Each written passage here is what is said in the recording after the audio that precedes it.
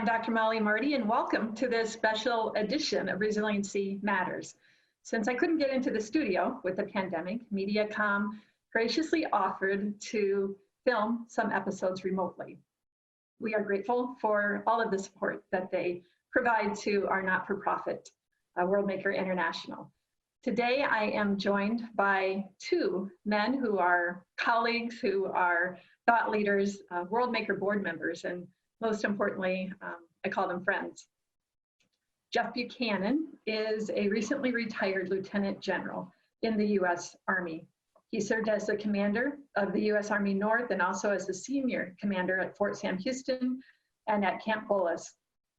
He recently retired last year. Jeff served 4 tours in Iraq and 1 in Afghanistan.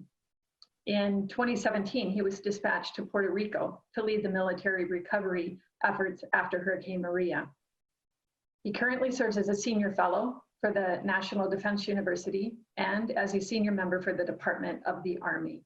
In addition to serving as a Worldmaker board member, he serves on the boards for the not-for-profit Uniformed Services Benefits Association and 360 VA. Our other guest, Bob VandePol, is director of Pine Rest Christian Mental Health Services Employee Assistance Program, where he leverages behavioral health expertise to support healthy and productive people and teams. Formerly, Bob served as the president of the Crisis Care Network, CNN, one of the world's largest providers of critical stress incident response services to the workplace. Bob managed CNN's command center in Manhattan after the 2001 terrorist attacks, and he has led teams in response to several tragedies across the United States, including the Boston Marathon bombing, shootings at Aurora, at Sandy Hook in Las Vegas, after natural disasters, and after university-based tragedies. So a depth of experience both our guests are bringing today. Welcome, Jeff, and welcome, Bob.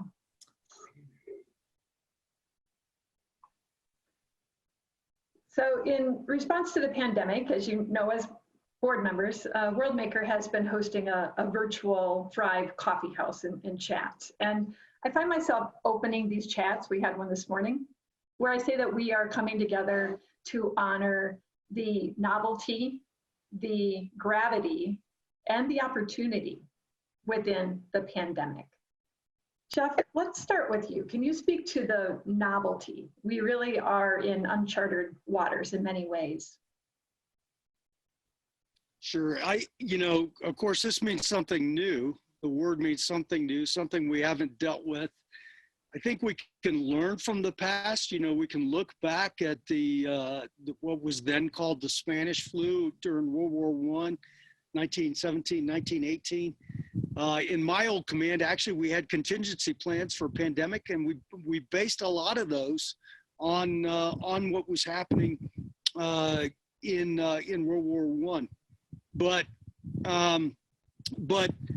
it is different. It is new, and with respect to that, we need to be open to new ideas. I was talking to a friend the other day about trying to solve complex problems.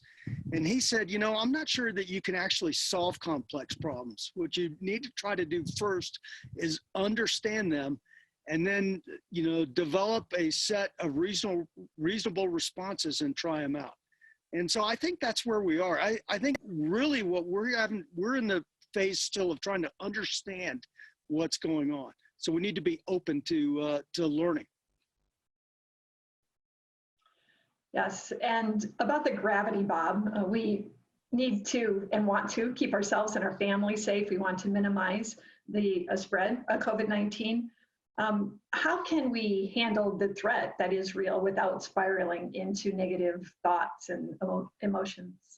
This one's so different. As Jeff was just talking about the novelty of it, our team often responded to disasters that were immediate, sudden impact. It was a robbery, it was a shooting, it was an explosion, or even if it was a tornado, it came into town, it hit, it was awful, it devastated things, but just a matter of a few hours later, you had some power and you tried to fix it. And people showed up with chainsaws and forklifts, and Home Depot and Lowe's were open and people could move. It was different with hurricanes and floods because they lasted so long you didn't know. And I think just the fact that we don't know the end point adds to the gravity. I mean, it's bad enough that that it's lethal. It's bad enough. I also remember, just in terms of gravity, I remember down in the Gulf area during Katrina, I think 47 states sent power companies and construction and demolition companies and medical professionals and food trucks. And it was wonderful to see the eyes of the folks down in the Gulf as they saw that help was coming. COVID-19 has sort of been like Hurricane Katrina hit the whole world at the same time. And to borrow an analogy from my partner here, the cavalry isn't coming to rescue us because we need to provide that for ourselves instead. And I think just that adds to all of the unknowns and the lethality of this event. So talking about the opportunity on an individual basis, Jeff, why do you think it's important to even be talking about the potential for individual growth in the midst of this disruption? Well, I'll borrow a little bit from what I've learned of being a part of the National Resilience Institute and Worldmaker International. To me, resiliency it accepts the fact that we're all going to face adversity. And if we're truly resilient, we can use the adverse situations that we face as opportunities for growth. Essentially what it means literally is bouncing back. So we can bounce back potentially stronger than we were in the first place. So I think that this gives us one of those opportunities. I know you talked about the individual level. I just want to mention internationally and nationally, I mean, we have an opportunity to grow as well, to learn how to work together better. I've been heartened a little bit. It's been disappointing over the last number of years watching the political conflicts in our country and how that has kept us from achieving much. Well, now we have an opportunity actually to work together because we're in a crisis. At the individual level, the same thing I think applies. We have opportunities for growth, but it depends on us facing those and accepting those opportunities and embracing. I look at what I've been doing, and I'm a little limited right now physically because I just had ankle surgery. But even so, I'm able to use this as an opportunity to growth. I'm reading more. I'm connecting, even though it's not a physical connection, connecting with family and friends that I haven't in a long time because I have been too busy about when I look back doing things that really weren't important. And I'd say overall, this crisis gives us an opportunity to focus on what really is important in life and then trying to figure out how do we strengthen those relationships. And I really like how you look both at individual and global, because we certainly have a collective societal global element of this. And it might be helpful to share our working definition of resilience at this time. We hone this in partnership with a lot of our research partners. We've been using it for several years in our research. We define resilience as the capacity to prepare for, adapt to, and grow through resilience. So it does take us from preparedness, and as we're living and learning now, we're preparing for what's coming down the pike next, and then adapting to what is here, and hopefully growing through it and taking advantage of some of those opportunities. Bob, why don't you close out our first segment here by talking, in the context of that definition of resilience, or what is resilience looking like to you as you're doing a lot of work on pandemic and crisis leadership response? Rudyard Kipling wrote in Jungle Book, the strength of the pack is the wolf and the strength of the wolf is the pack. And so as Jeff talked, this is an opportunity for individual growth. How do I become better? How do I not only bounce back, how do I bounce forward and focus my life and cut some of the fat off it and change so I get better. I think it's also very true in terms of our relationships with each other. Yes, strong packs are made up of superstar wolves. And isn't it wonderful when iron sharpens iron and those wolves pack grow as individuals too? Sorry, you're not going to get through an interview with me without sports analogies. I used to do a lot of coaching, and themes that were really, really powerful were, there's no me and we, there's no I in team. And for people to be able to think along those lines, how do I now strengthen relationships so that we help each other? Nobody's coming to rescue. We have to work together in new ways. I've got your back means something totally different now than it did 3 months ago. So how do we make each other better? When I was running basketball practice, I paired people up and said, your job in this practice is to make your practice partner better 1 hour from now. How can we do that within our families, within our work teams, our communities, and beyond? How can the world make its different subsystems better? I think that's a great challenge for us. Great challenge. And again, these gifts within this time. I think of my 25-year-old son who's now home, and my youngest daughter is schooling from home. And not a day goes by when he's here and he says, okay, what are you doing to make yourself better today? Because that's his mindset, but it hasn't been the mindset, perhaps, of my youngest. And she's in a sibling relationship and being challenged in that way and hearing that every day. So we're in this together. We're going to break for a quick word from our sponsors and partners. When we come back, talking about your core human needs. Stay tuned.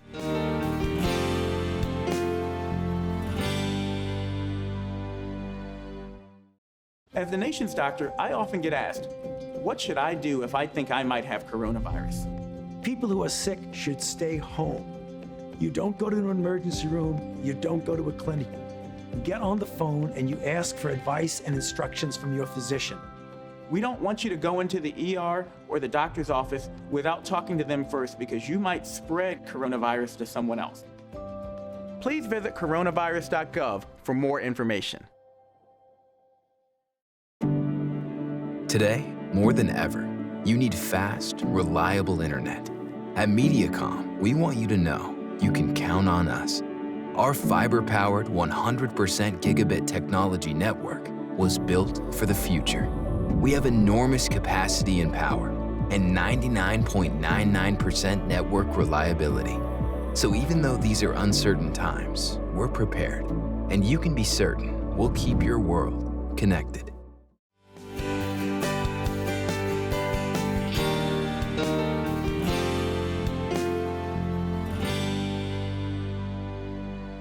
Hi, I'm Dr. Mollie Marti, and welcome back to Resiliency Matters. Today, we are speaking with General Jeff Buchanan and crisis response expert Bob VandePol. We've been talking about our core human needs, and we want to be more explicit. We really have these 4 basic needs that we want you to be paying close attention to at this time, because in times of stress and anxiety, these needs get ramped up even more. We all have a need to feel safe.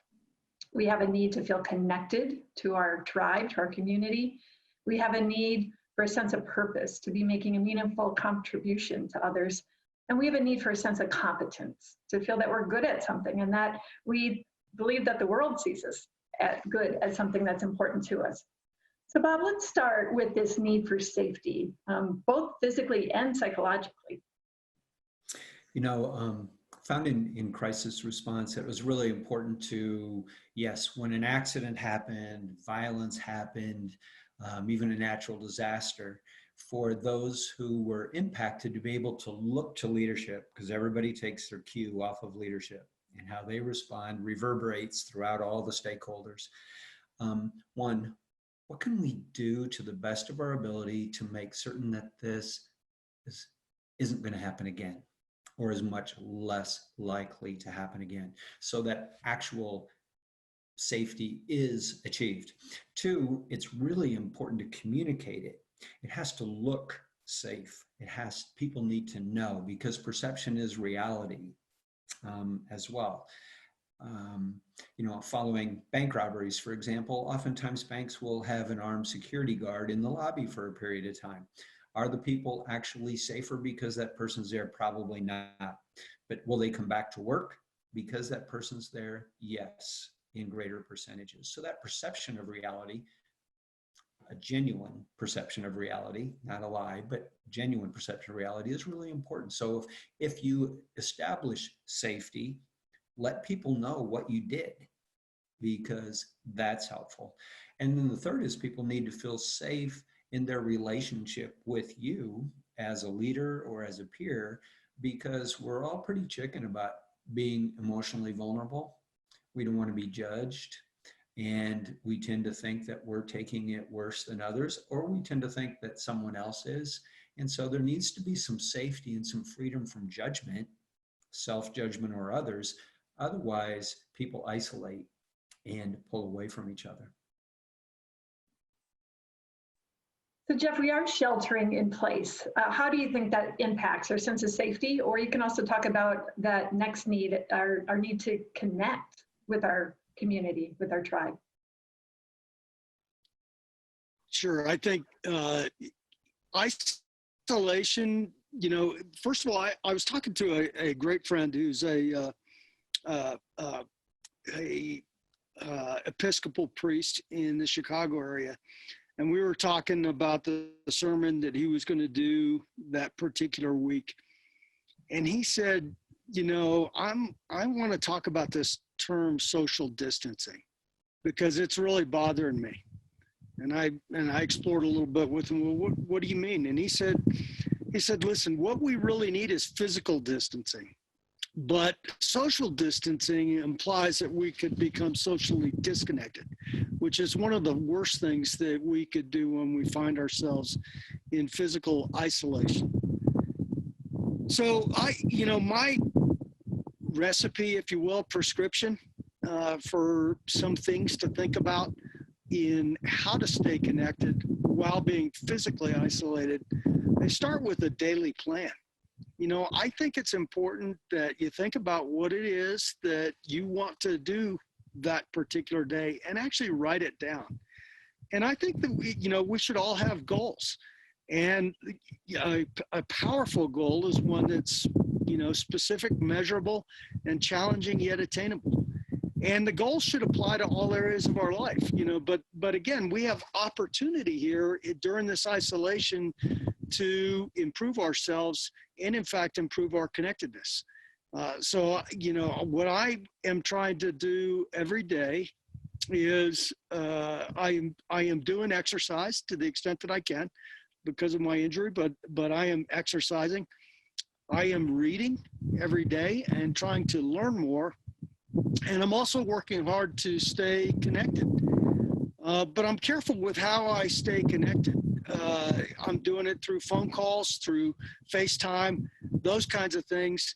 But I'm trying to limit social media because I don't think that's necessarily helpful or healthy as a way to spend time, especially if you find yourself alone. And I do have one recommendation, one broad recommendation, and this came up through one of your recent chats, I think, but it's about physically writing, handwriting, not even typing, handwriting letters and notes. When I was deployed overseas, I would talk to my troops, and some of them would be concerned about, maybe wanting to strengthen the relationship with their spouse. And I would ask them, okay, well, when's the last time you wrote a letter home?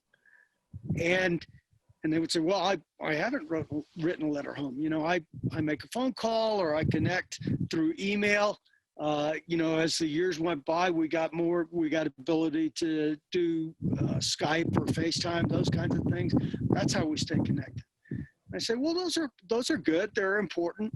But the problem is that, the phone call ends when you hang up the phone.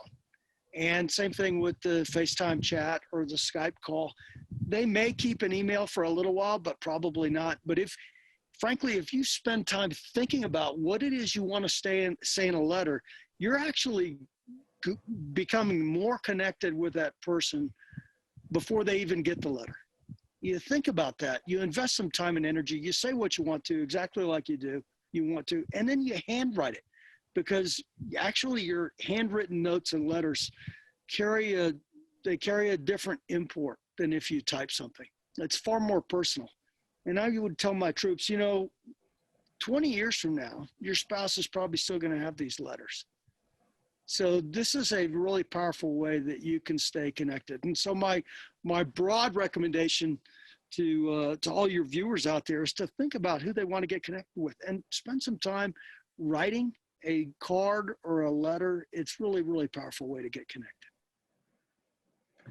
You made me think of all the letters I still have from my early courtship days with my husband, and you do keep those, or all the letters I have from when I lived overseas for a year in Ireland and my family wrote me letters.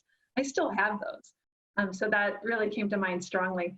We had a coffee chat this morning, and in the area of connection, Simon T. Bailey, who you both know, was our guest, and he talked about how he's being intentional on hugging people with his words. And I thought that was another really great addition to this idea of how do we connect? How can you hug people with your words? So Bob, moving on to purpose, right? We are wired to make a meaningful contribution to our community, to our tribe. That's getting hit pretty hard in various ways, but especially in this time of rising unemployment or even having to work remotely and these disruptions to our daily schedule. Talk about the importance and how we can be meeting this need for purpose. Okay. It's really hard because when we become threatened, we tend to have vision that's about this far and the world looks like this. But there are a lot of studies that talk about that. People who do have that purpose, people who have a belief in and a commitment to some cause greater than me, tend to do better when they go through hardship. So if my focus is me, drama about me, did you hear the word me? I come to the end of me pretty quickly. And frankly, other people will come to the end of me way quicker. But when things are really hard, there are a lot of what's that have to happen. And to motivate myself, to inspire myself, I need to know what the why is behind my what. And so I encourage people as much as possible to think about, why am I here? These are deep existential questions, but they look beyond this problem. Why am I here? What's my purpose in life? What am I committed to? What do I want my eulogy to say someday? How's that for beginning with the end in mind? What do I want my grandbabies to say about me someday? And even what would I want my grandbabies to say about me to their grandbabies long after I'm gone?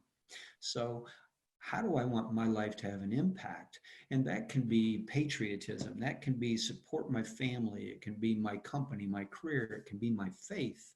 It can be a lot of things, but it's got to be something bigger than me. Otherwise, Monday morning hits, the alarm goes off, and it's too easy to hit snooze. So that's there. And the studies say that people who can look beyond me not only have that inspiration, but they also tend to envelop others and engage others in that same mission. And when you share that mission together, now 1 + 1 = 7.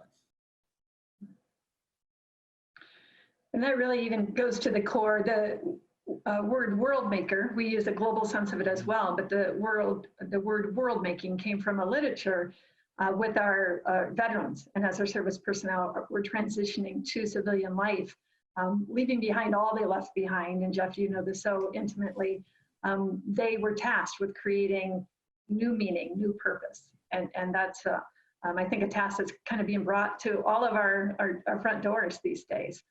So Jeff, any thoughts on that?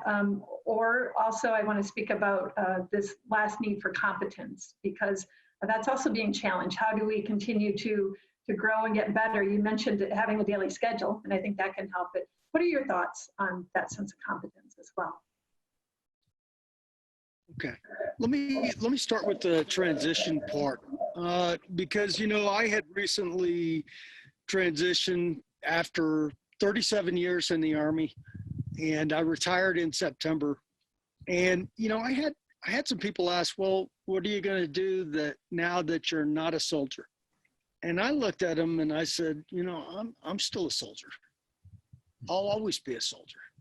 You know, this is part of who I am. I may not wear the uniform anymore, but the values that were important to me as a soldier that, you know, frankly, were important to me growing up. And, you know, I learned through scouting and I learned from my family, and then were just reinforced in the Army. They're still a part of who I am, and they guide me in my decisions. So the core values of the Army are loyalty, duty, respect for others, selfless service, honor, integrity, and personal courage. And every one of those values is still important to me. And this does not mean I'm perfect in any, you know, in any capacity. I am a work in progress on all of those values, but there's something that I aspire to, and they'll always be a part of me. Now, for my transition, I think in fact, I'm sure I've told you this, I decided to do something different. You know, I went from a pretty high stress job and, you know, something where I had to be connected all the time. And I decided I needed to disconnect. I needed to unplug to think about myself and think about life and what I wanted to do. And so I went to work as a deckhand on a charter fishing boat in Alaska for about a month. And, you know, as far as the people on the boat know, I was just this older guy, that used to be in the Army. They had no idea what I did in the Army or anything, but it was great for me. I mean, I picked up some life skills. I can fillet a salmon in about 45 seconds now. I mean, I know a lot about catching certain species of fish and those kinds of things, but I had never been involved in the customer service business. And so I had a lot to learn there. It was great for my humility. I got to clean the toilet every day on the boat, you know, but I learned a lot. And in this process, I spent a lot of time thinking about where do I go from here? And central to this was I am still a soldier. I'm still who I am. What was important to me when I was in the Army is still important to me. So first and foremost, I wanted to continue to serve others. That was one thing that was going to guide what I did in the future. But the second thing was I've spent a lot of time away from my family. You know, I missed all three of my kids' high school senior years. My wife reminds me of this occasionally. But I missed all three of their senior years in high school. And, you know, so I was away a lot. And I decided I don't want to be away anymore. I want to spend time with my family. So, you know, I've got 3 kids. They're all married. I've got 6 grandkids. And I'm getting to spend a lot of time with them. And occasionally I have to travel, you know, for some of the volunteer work I'm doing. But I am not going to go overseas and do something for long periods of time, because that would conflict with spending time with my family, which is more important to me. So I think sorting out your values and what's really important can help you make decisions and help you prioritize about how you spend your time. Now, this whole thing about competence, I do want to, you know, whatever organization you're in, it doesn't matter. The leaders need to bring competence. If you're not competent, you won't thrive. The organization won't thrive. You know, everybody has a boss. And even if you're a CEO, you know, you're probably working for a board. The board is not going to stand for it if you're not competent. So you must be competent. But there's something else there that's another C that I think is really, really important, which is character. And I think, you know, character is far more important than competence. And I've used this, you know, in the command positions I've had. I was what we call a general court-martial convening authority, which means that I had the responsibility legally for a number of things, to include appointing panels, to deciding whether or not to charge somebody of misdemeanors or felony offenses, and all kinds of things. So in many ways, I was in the legal system as part of the Uniform Code of Military Justice. But when I was trying to make a decision about how to deal with a particular soldier, I would always think of three things: what's best for the individual, what's best for the unit, and what's best for the Army. And it's rare that you have a situation where all three to come together in the same course of action. But key in my thought was this balance of competence and character. And, you know, so I would have my subordinates, that person's superiors, sometimes talk about him, and they would say, well, he or she is great at 1, 2, 3, 4, 5. Yeah, but, you know, at the same time, he or she committed a heinous act against somebody else. Do you see what I mean? I mean, I think competence is important, but I don't think it's important as character. And the last thing, Bob will appreciate this, as a former coach, I was just talking to the coaching staff of a football team. In this case, it was University of Texas A&M Commerce. The coach had me on, and he wanted me to talk about some leadership development and things. And I got this question from one of the coaches about, when do you know it's the right time to let somebody go? And I said, well, let's turn that on its head for a second. I want to start with recruiting. And so if you were to, this is something I've worked with coaches in the past, but if you were to think of a graph, you have a vertical scale that is character, and the horizontal scale is talent. Let's call it talent rather than competence, but same sort of thing. The horizontal scale is talent. You know, the person that we're trying to recruit is in the upper right quadrant. Lots of talent and lots of character. But the problem is that our assessment programs for most sporting outfits, they measure talent. You know, we want to know how fast you can run the 40, what your bench press is, how high you can jump, whatever the case may be. We're measuring talent, but we don't do a good job measuring character. And the problem is that we end up with both false negatives and false positives. The false positives are the people that have a lot of talent, but don't have a lot of character. And of course, you read about them a lot when you look at, you know, professional athletes who are in prison because of some heinous act. We also have false negatives, which are people with a lot of character, but not a lot of talent. And so we don't pay much attention to them, and we don't tend to recruit them. But here's the problem. It's far easier to move somebody horizontally on that scale, to build talent, to teach them how to do something, to help them gain weight, to let them bench press more weight, whatever the case may be.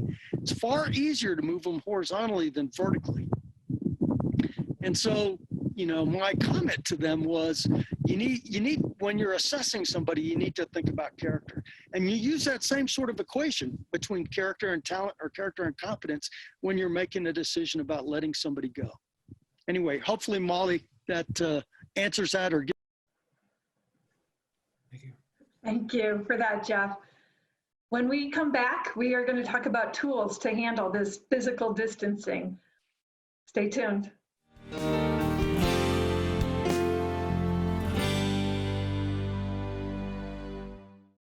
As the nation's doctor, I often get asked, what should I do if I think I might have coronavirus? People who are sick should stay home. You don't go to an emergency room, you don't go to a clinic. You get on the phone and you ask for advice and instructions from your physician. We don't want you to go into the ER or the doctor's office without talking to them first, because you might spread coronavirus to someone else. Please visit coronavirus.gov for more information. Today, more than ever, you need fast, reliable internet. At MediaCom, we want you to know you can count on us. Our fiber-powered 100% gigabit technology network was built for the future. We have enormous capacity and power, and 99.99% network reliability. So even though these are uncertain times, we're prepared, and you can be certain we'll keep your world connected. There are everyday actions to help prevent the spread of respiratory diseases. Wash your hands. Avoid close contact with people who are sick. Avoid touching your eyes, nose, and mouth. Stay home when you are sick. Cover your cough or sneeze. Clean and disinfect frequently touched objects with household cleaning spray. For more information, visit cdc.gov/COVID-19. This message brought to you by the National Association of Broadcasters and this station.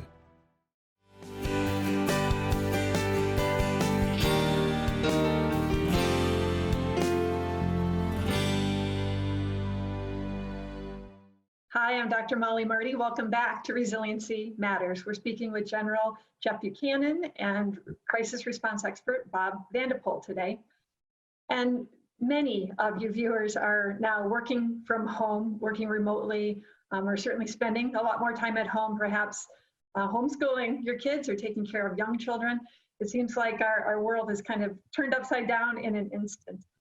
The military has an acronym called VUCA, and leading and living and adapting to a VUCA world, a world that's volatile, uncertain, complex, and ambiguous. Jeff, talk about some tips or perspectives on how do we manage this VUCA world. Sure. I think the first thing is to try to be calm, take a breath, recognize that you're not going to understand it immediately, and you may have to work a long time to understand it. But it starts out with a mindset of being calm, and that was really, Mollie, you know that I'm working on a book, and the working title is "The Eye of the Storm: Leadership Insights from Hurricane Maria and Other Challenges." And the image I was trying to evoke when I was thinking about that was being calm while this chaos is going all around you. That allows you to focus. I think the second thing is you got to recognize that no one person is going to have all the answers. You need to be open to learning. And probably the most important quality a leader can have, in the midst of a complex situation, is to be a good listener. And we sometimes think, oh, we want to hear great things from a leader. We want to hear great things. We want the leader to speak and to guide us. But one of the most important things the leader can do is to listen. And so I believe this concept of humility, which, as Maya Angelou said, is not thinking, humility is not thinking less of yourself, it's thinking of yourself less, which means recognizing that you're not going to have all the answers, that you're not going to know everything. Recognize that from the start and listen to others and be open to their suggestions is a good way to develop more understanding about the complexity that you're facing.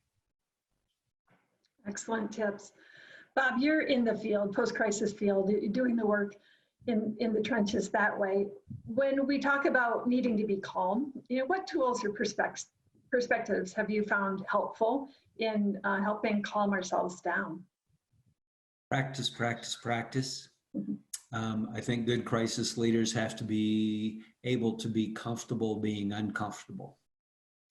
And there's a concept called psychological body armor, where you understand what's going to be coming at you, and you recognize the fact that you're going to be shocked, but you're not shocked by your shock.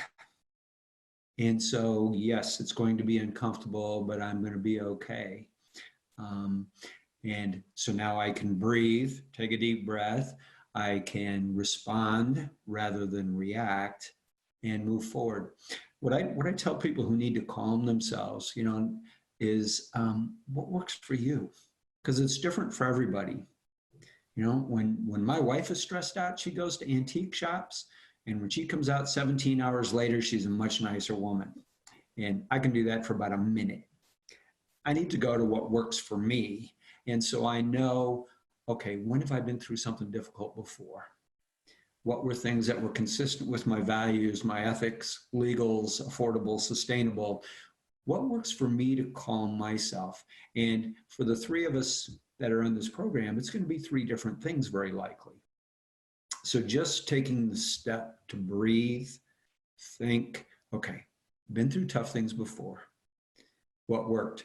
What tends to work to calm when we have chaos around us, like a global pandemic, we also get chaos inside here. And what helps to calm us are information. So don't go to hysterical, dramatized, extreme sources of information. Go to scientific sources that are not going to make money by, if it bleeds, it leads. Information is helpful. Two is when we resume familiar schedules and walk through the rhythms of life, that helps us, which is really hard to do when we're in shelter in place. But as best we can. And third is to resume familiar tasks. The scariest nightmare I had as a kid was when the boogeyman was chasing me and my feet were stuck in quicksand, when I felt powerless. And so if I have a sense of personal efficacy, so I have some facts, I'm feeling familiar, and I can focus on what I can do instead of everything that I can't, that calms me. Excellent tips. You know what, guys, I think that stands on its own for a segment. There's a lot to digest there and a lot of excellent tips. So we are going to cut to our sponsors and our partners. And when we return, we are going to talk about leadership. Stay tuned.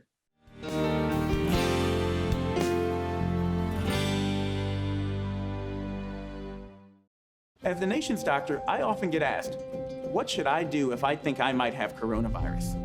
People who are sick should stay home. You don't go to an emergency room, you don't go to a clinic. You get on the phone and you ask for advice and instructions from your physician. We don't want you to go into the ER or the doctor's office without talking to them first because you might spread coronavirus to someone else. Please visit coronavirus.gov for more information. Today, more than ever, you need fast, reliable internet. At MediaCom, we want you to know you can count on us. Our fiber-powered 100% gigabit technology network was built for the future. We have enormous capacity and power and 99.99% network reliability. So even though these are uncertain times, we're prepared. And you can be certain we'll keep your world connected. There are everyday actions to help prevent the spread of respiratory diseases. Wash your hands. Avoid close contact with people who are sick. Avoid touching your eyes, nose, and mouth. Stay home when you are sick. Cover your cough or sneeze. Clean and disinfect frequently touched objects with household cleaning spray. For more information, visit cdc.gov/COVID-19. This message brought to you by the National Association of Broadcasters and this station.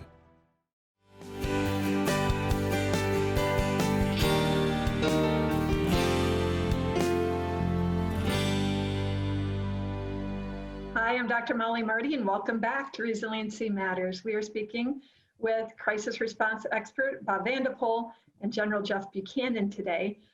We have talked about the specific meaning of Worldmaker, how we have to make our world of meaning and purpose, especially after crisis and loss. The broader meaning is also that we're facing and embracing this question of what kind of world do we want to create collectively for ourselves and for future generations. And that takes great leadership. So Jeff, you have been in some tremendous tough leadership positions, and you're being joined by so many of our viewers through these disruptions and layoffs and profound losses and just tough decisions. What guidance do you have for people listening or watching that are in a position of leading others? I think, you know, there's been a lot of things written about being authentic, but I think that's really what's important here. You know, I think it's really important to listen to others in a time of crisis, to learn what you can, and then help provide purpose, direction, and motivation to guide others. But sometimes we may not know exactly where we're guiding them to, especially early on in a crisis. And, you know, sometimes people will ask us things about where are we going, or when is this going to end? When are we going to be okay? And I think we need to have courage to be genuine and authentic and say, well, I don't know necessarily at this point. I don't know yet. I know this is where we're going. This is what we think is currently the best course of action. But we've got to be careful. You know, we as leaders, we want to provide people hope. We want to, and in order to have hope, people need to know a little bit. Then, you know, whatever source of that faith is, they need to know a little bit about where they're going. What's the desired end state, or something like that. But we've got to be careful that it's not a false hope. So I'll you know, at one point in time during the response to Hurricane Maria, I would appear with the governor of Puerto Rico on his daily press conferences. And, you know, the first couple of days I got a lot of questions. After that, I was mostly just a potted plant or eye candy or something, you know, there with him on stage. But he said something one day that really troubled me. And this I think was probably early to mid-October. He said, we're going to have 95% of the power on this island restored by mid-December. And, you know, if he had listened to all the things I'd listened to, he had to know that that was an incorrect statement. There was no physical way we were going to get all of the line, all of the trucks on the island and repair this completely destroyed infrastructure in 2 months. In fact, our best projections were, you know, the most hopeful projections were kind of the end of March. More likely by the end of April, were we going to have power restored. And here he was telling everybody, you know, in a very public forum, that we were going to have power restored. 95% of the residents on the island were going to have power restored by the middle of December. That really troubled me. I mean, look, don't get me wrong. I think his heart was exactly in the right place. He was trying to provide people hope. But the problem is it was based on a false set of assumptions. And you know, when the middle of December rolls around and you don't have power, you know, I guess you can blame people, but it's not authentic leadership. And so sometimes being authentic in leadership means you have to have the confidence and courage to say, well, I don't know. I don't yet have all the answers. We're going to get through this together. Here's what we're doing right now. Here's what we need everybody to do to work as we figure this out, but we don't yet have all the answers. So important to be shooting straight with people while holding that hope for them. Both of you have read the book I wrote about my life's greatest mentor, and one of my favorite quotes from that book is Judge's message to his community after they experienced at that time. It was our nation's worst natural disaster.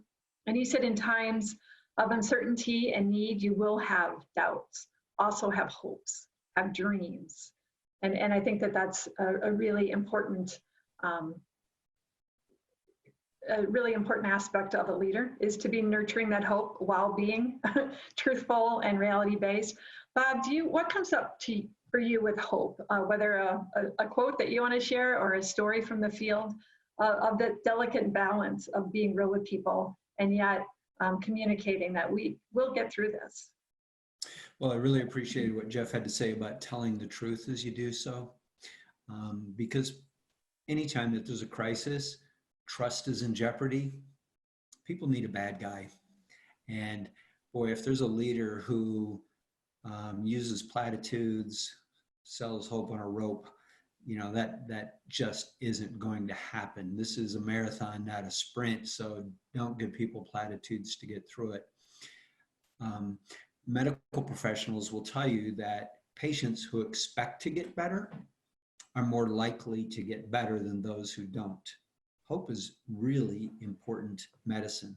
So for leaders to be able to use plural pronouns and future tense verbs, we will, we shall, we can, and to pull people together.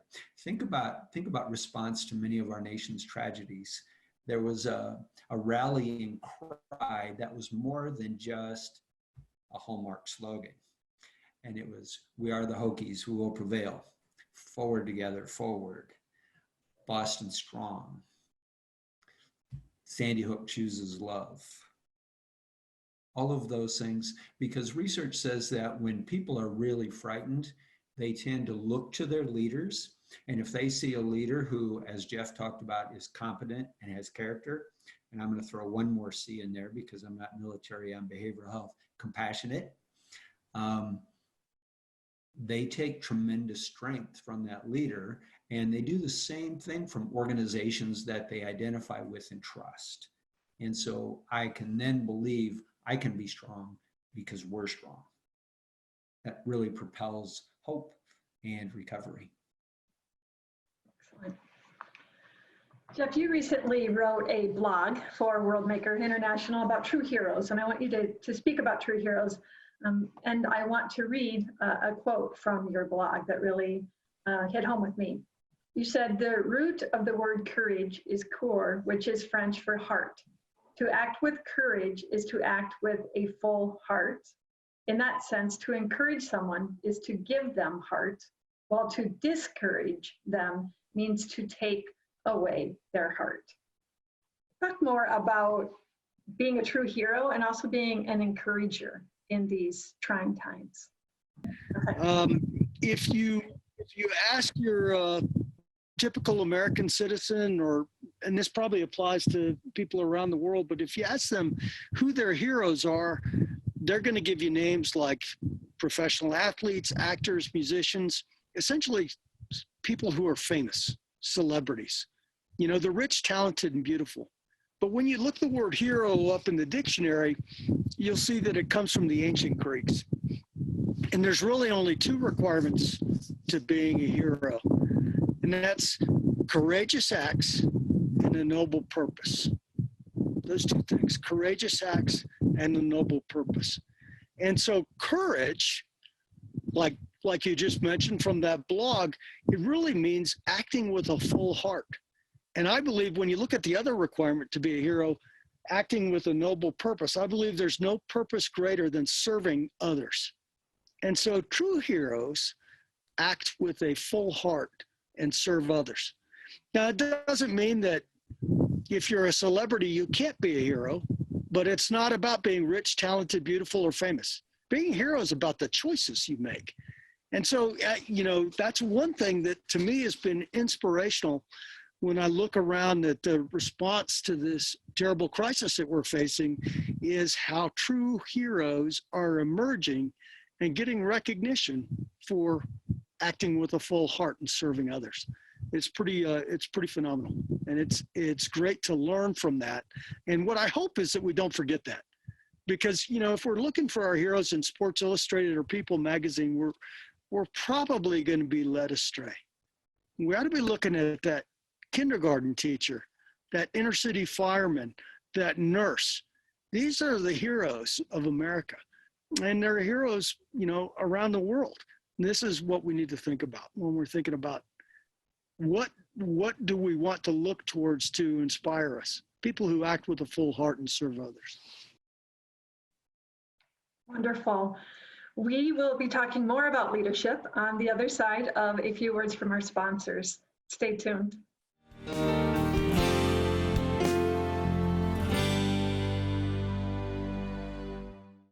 As the nation's doctor, I often get asked, what should I do if I think I might have coronavirus? People who are sick should stay home. You don't go to an emergency room, you don't go to a clinic. You get on the phone and you ask for advice and instructions from your physician. We don't want you to go into the ER or the doctor's office without talking to them first, because you might spread coronavirus to someone else. Please visit coronavirus.gov for more information. Today, more than ever, you need fast, reliable internet.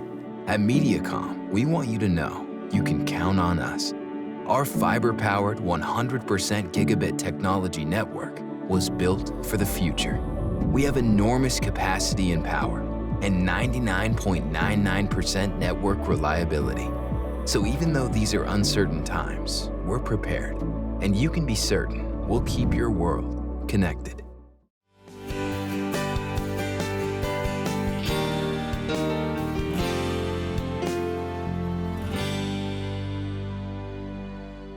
Hi, I'm Dr. Mollie Marti. Welcome back to Resiliency Matters. We are speaking with General Jeff Buchanan and crisis response leader Bob VandePol. And we've been talking about hope and lessons learned from the field.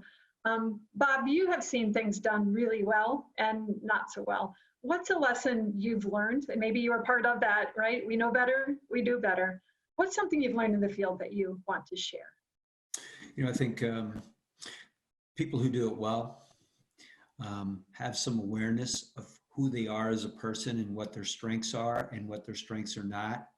and they surround themselves with people who give them honest feedback. So they have to be humble enough to receive it, because I've seen many times that, especially when leaders, who are human too, feel threatened, they tend to identify something that is a leadership strength under normal circumstances and overuse it. And as they do so, they become a caricature of themselves. And oftentimes that strength can now become a weakness. They fall on their own sword. Just a couple more is just a reminder that, yes, panic is contagious, rage is contagious, so is calm.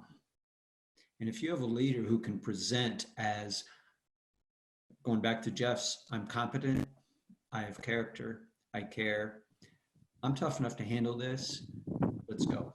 That's important. Then I can acknowledge what really happened, not have to milk toast it or sweep it under the rug. I can use the real words, and now we're going to go forward and figure this out. That's somebody I'd follow. Excellent advice. I know you are both so well read, and let's wrap up by you sharing a favorite quote. I think we've been talking about hope, and Napoleon is known to say a leader is a dealer in hope.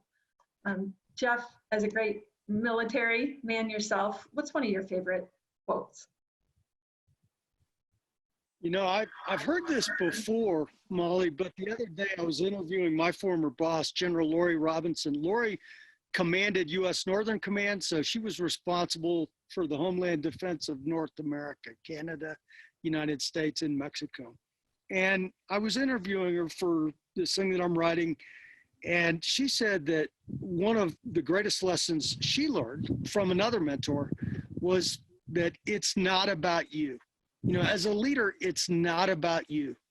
You're a part of something much larger. And if we can keep that in focus, whether you're a first responder, a kindergarten teacher, whether you are running a clinic in a hospital, if you can keep others in focus, I think that's what's really important. And this plays off of Bob's comment. Regardless of what you're feeling, if you can demonstrate outer calm and confidence, you can help bring other people along with that same spirit and have a positive impact overall. Excellent. Bob, how about your quote? I'm going to quote someone that I've met just a couple of times, Rich DeVos, a very successful entrepreneur. And when he talked about leadership, he said his job was to chart the course, hold a moral compass, and say thank you a lot. And I think that's good leadership. Excellent. Thank you, Bob. Thank you, Jeff. Thank you, viewers, for joining us on MediaCom MC22, your local programming leader. Take care, and remember, we thrive together.